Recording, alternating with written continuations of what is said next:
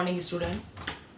तो आज बच्चों आपका दोहा नंबर 4 चौथा दोहा जो तुलसीदास जी का है वो मैं आपको पढ़ाने जा रही हूँ। इससे पहले पढ़ाने से पहले तुलसीदास जी के बारे में थोड़ा सा बता देती हूँ कि तुलसीदास जी ने भगवान राम की उपासना की है।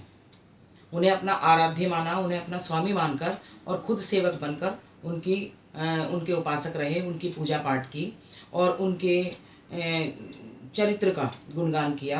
और उनके चरित्र का गुणगान करते हुए उन्होंने एक महाकाव्य भी लिखा जिसका नाम रामचरितमानस है, जो बहुत ही प्रसिद्ध हुआ। इसके अलावा उन्होंने रामचरितमानस के उनका प्रसिद्ध ग्रंथ है ही, इसके अतिरिक्त विनय पत्रिका, जानकी मंगल, पार्वती मंगल ये भी ग्रंथ लिखे हैं जो काफ़ी प्रसिद्ध हैं और जो सभी जो हैं राम से संबंधित हैं, भगवान श्री राम से संबंधित हैं। तुलसीदास जी का जन्म बांद्रा जिले के राजापुर गांव में हुआ था और ये कहा जाता है कि इन्हें कहाँ से जो है रामचरितमानस लिखने की प्रेरणा मिली। ये अपनी पत्नी से बहुत प्रेम करते थे। तो एक बार इनकी पत्नी अपने मायके में गई तो ये उनके पीछे पीछे अपने ससुराल में चले गए। तो इस बात से जो है उनकी पत्नी को थोड़ा शर्म महसूस हुई कि जो है सब लोग जो है मेरा मजाक उड़ाएंगे। तो उन्होंने अपने पति से कहा कि जितना प्रेम तुम मुझ पर दर्शा रहे हो, यदि इतना प्रेम भगवान श्री राम से किया होता तो तुम्हारा जीवन सफल हो गया होता। तो अपनी पत्नी की ये बात उनको चुभ गई और तभी से जो है भगवान श्री राम की जो है उपासना करनी शुरू कर दी और जो है उनके चरित्र के बारे में जो है पुस्तक लिखनी शुरू कर दी।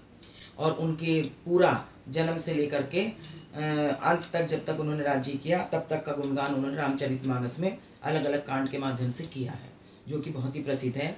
घर घर में आज भी हिंदू धर्म में वो पढ़ा जाता है। हाँ तो बच्चों एक बार और देखिए, ये तुलसीदास जी का दोहा थोड़ा टिपिकल है।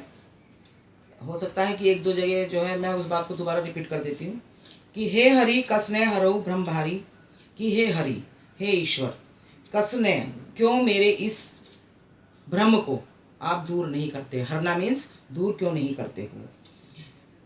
कौन सा भ्रम है भारी जो मेरे अंदर है, इस संसार को सुखमय मानने का, उसे सत्य मानने का। यानी मैं इस संसार को ही सत्य मानता हूँ कि यहीं पर जो भी सुख है वो यहीं है, यहीं पर हम सुखी रह सकते हैं। तो ये भ्रम है मेरे मन में, तो मेरे इस भ्रम को आप दूर क्यों नहीं करते, क्योंकि ये जो संसार है ये मिथ्या है, लेकिन मेरे मन में ये वहम है कि ये जो है सत्य है, ये सुख देने वाला है। तो मेरे आप इस भ्रम को दूर क्यों नहीं करते हो।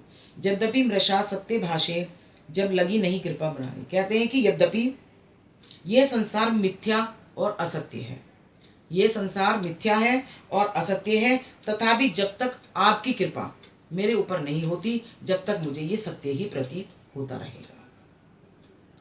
अर्थ अविद्यमान जानिए संस्कृति नहीं जाए गोसाई, बिन बांधे निज हट सट पर बस परियो कीर की नाई। आगे कहते हैं कि मैं ये जानता हूँ, जानी मीन्स मैं ये जानता हूँ कि शरीर जो अर्थ का मतलब है संपत्ति और धन से, और वो धन संपत्ति कैसा है, अर्थ कैसा है, वो पुत्र का धन हो, पुत्र धन हो या संपत्ति हो कोई भी, या फिर जो है क्या नाम जो है शरीर का सुख हो, ये सब इन्हें धन माना गया है। तो वो कहते हैं कि यद्यपि मैं जानता हूँ कि ये सारे विषय जो हैं अर्थ अविद्यानि जानिए, ये अर्थ मीन्स ये जो अर्थ है जिसके अंतर्गत ये सारे सुख आते हैं, ये विषय जो है वो मिथ्या है, वो झूठे हैं। किंतु हे स्वामी इतने पर भी संस्कृति जाए ना गोसाई। किंतु हे स्वामी इतने पर भी मेरी इस सांसारिक माया मोह से मुझे छुटकारा नहीं मिल पाता है, मैं इसका मोह नहीं छोड़ पाता हूँ, मैं इस संसार से छुटकारा नहीं पा पाता हूँ।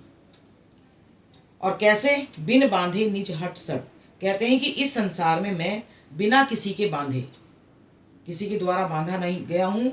निज हट मीन्स अपनी हट, अपनी जिद के कारण, पर बस अपने आप को दूसरे के वश में प्रतीत करता हूँ। किस प्रकार, जिस प्रकार परियो कीर की नाई, तोते की भांति। जिस प्रकार तोता पिंजरे में बंद होकर दूसरे के वश में हो जाता है, उस तोते की भांति मैं अपने आप को बिना किसी के बांधे बिना किसी के बांधे अपनी निज हट मीन्स अपनी हट या अपनी जिद के कारण इस संसार में अपने आप को बंधा हुआ पाता हूँ और मैं उससे छुटकारा नहीं पा रहा हूँ।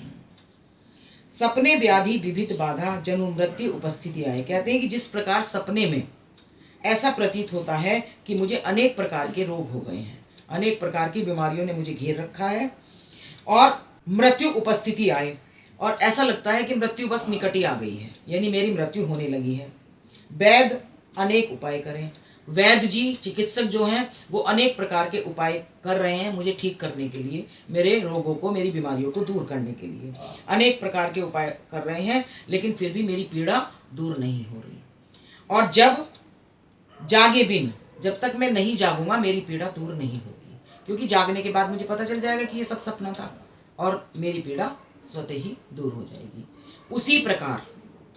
उसी प्रकार मैं इस सांसारिक माया मोह में फंसा हुआ हूँ और ये जानते हुए भी कि ये मिथ्या है, असत्य है, ये नाशवान है, सच नहीं है, फिर भी मैं इसके माया मोह में फंसा हुआ हूँ, इससे अपने आप को छुटकारा नहीं दिला पा रहा हूँ।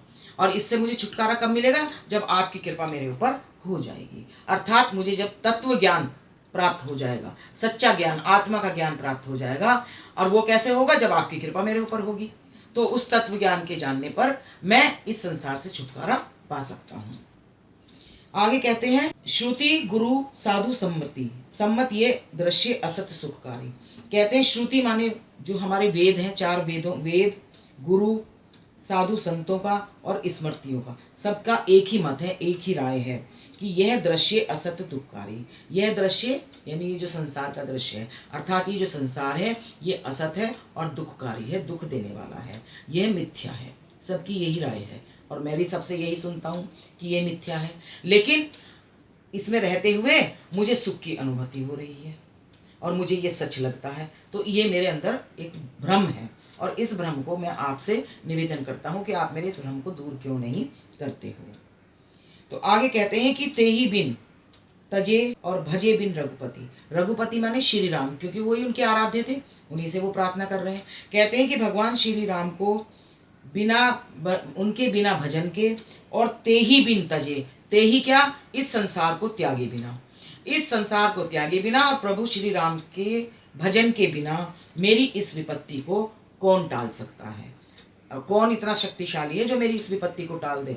अर्थात वो आप ही हो और आपके सिवा मेरी इस विपत्ति को कोई नहीं टाल सकता। बहु उपाय संसार तरण के विमल गिरा स्तुति गाए। कहते हैं कि इस संसार तरण मीन्स इस संसार से पार उतरने के बहुत सारे उपाय बताए गए हैं, स्तुतियों में गाए गए हैं कि जो है वेदों में निर्मल वाणियों से साधु संतों ने बहुत सारे उपाय इस संसार से पार उतरने के बताए गए हैं।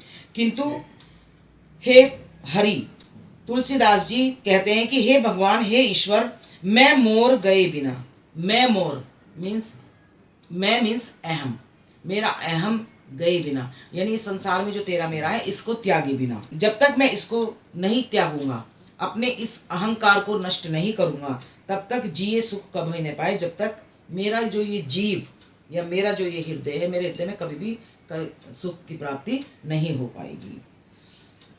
बहु उपाय संसार तरण के विमल गिरा स्तुति गाए कि इस संसार में, इस संसार को पार उतारने के लिए वेदों में, निर्मल वाणी में, कई तरह की स्तुतियों में ये बताया गया है, उपाय बताए गए हैं कि संसार रूपी भवसागर से कैसे पार उतरा जा सकता है। तुलसीदास जी कहते हैं किंतु मैं मोर गए बिना मीन्स मेरा तेरा छोड़े बिना, इस संसार में ये मेरा है, ये तेरा है, या अपने मन के अहंकार को जब तक मैं नहीं त्यागूंगा, जब तक मेरे इस जीव, जिए मीन्स मेरे इस जीव को, मेरी इस आत्मा को सुख की प्राप्ति नहीं होगी। इसलिए हे हरि, हे ईश्वर, तुम मेरे इस भारी, मेरे अंदर जो मन में ये भ्रम है, इसे आप दूर क्यों नहीं करते हो। तो ये इसकी व्याख्या बेटे, समझ लेना अच्छे से इसको और इसको याद करना है। व्याख्या मैंने आपसे बताई पहले भी कि आपको 4 व्याख्या पढ़ाई मैंने, चारों व्याख्याओं में से पूरी नहीं तो 2-2 लाइन किसी में से भी आ सकती हैं। सह प्रसंग आएंगी, प्रसंग सहित आपको लिखनी है। प्रसंग लिखने का तरीका मैंने आपको बता दिया, फिर भी आपको समझना आए तो आप व्हाट्सएप पर मैसेज करके मुझसे पूछ लेना। दूसरा, अब इन चारों से संबंधित जितने भी तुम्हारे क्वेश्चन आंसर बनते हैं तुम्हारी बुक में, दो तरह के क्वेश्चन होते हैं, एक विषय वस्तु का ज्ञान, एक प्रत्यय स्मरण। तो दोनों तरह के क्वेश्चन आंसर मैं तुम्हें अभी भेज दूंगी, वो आपको कॉपी में उतारने हैं। बाकी व्याख्या आपको केवल याद करनी है। दोहे किसी बच्चे को याद नहीं करने, दोहे लिखने के लिए नहीं आते। दोहे की लाइन आएंगी लिखने के लिए, उन्हें देख करके आपको उनका अर्थ यानी उनकी व्याख्या करनी होगी। प्रसंग में आपको ये बताना होगा उसका कवि कौन है। पाठ आपकी किताब, जैसे कि मैं बता दूं आपको कि प्रस्तुत पंक्तियां हमारी पाठ्य पुस्तक मेधा के भक्ति के पद नामक पाठ से ली गई हैं। यह पद तुलसीदास जी का है और इसमें श्री राम तुलसीदास जी के आराध्य थे और उन्होंने जो है भगवान श्री राम की ही उपासना की है या उनकी पूजा की है। और इस दोहे में उन्होंने अपने सांसारिक माया मोह से निकलने के लिए भगवान राम से प्रार्थना की है कि मेरे अंदर जो ये भ्रम है कि ये संसार जो है सुखकारी है और जबकि ये मिथ्या है, ये असत्य है, लेकिन मुझे ऐसा लगता है कि ये सुख देने वाला है और ये सत्य है। तो आप मेरे इस भ्रम को दूर क्यों नहीं करते हो? और ये जब तक दूर नहीं होगा, जब तक आपकी कृपा मेरे ऊपर नहीं होगी। तो इतनी बात आपको प्रसंग में लिखनी है। उसके बाद जो लाइन, जो भी 2 लाइन या 3 लाइन या 4 लाइन आए, उसकी आपको व्याख्या करनी है। समझ में आ गया? तो अभी आपको जितने भी ये समझ में आ रहे हैं, आप अच्छी तरह से इनकी व्याख्या याद कर लें। अगर लिखना चाहें तो व्याख्या अपनी कॉपी में लिख सकते हैं सुन करके, और बाकी क्वेश्चन आंसर पार्ट 4 करके शब्दार्थ और क्वेश्चन आंसर, और बाकी जो भी मैं मतलब भेजूंगी उसमें पार्ट में जो भी होगा वो आप अपनी कॉपी में उतार लेना बेटा। ऐसे तुम्हारे लेसन नंबर 4 तक ये कंप्लीट हो गया है।